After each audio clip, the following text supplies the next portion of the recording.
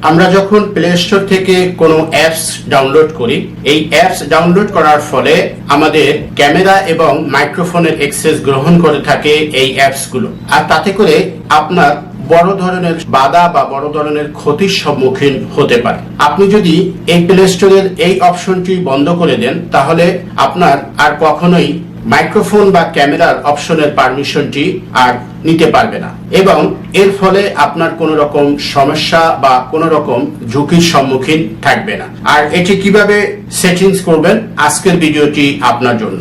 আমরা এজন্য ব্রাউজারে প্রবেশ করব। আমি গুগল ক্রমে প্রবেশ করছি। এখান থেকে থ্রি ডট আইকনে ক্লিক করে আমরা এখান থেকে সেটিংসে প্রবেশ করব। সেটিংসে প্রবেশ করার পর আপনি একটু স্ক্রল করে নিচের দিকে চলে আসবেন। এখানে দেখবেন সাইট সেটিংস নামে একটি অপশন আছে। আমরা এই সাইট সেটিংসে প্রবেশ করব। সাইট সেটিংসে প্রবেশ করার পর আপনি দেখতে পাবেন এখানে দেখতে পাবেন ক্যামেরা নামে একটি অপশন আছে। আমরা এই অপশনটিকে অফ করে দিয়ে আসবো। এখান থেকে অফ করে দিব, একটু ব্যাগে চলে যাব।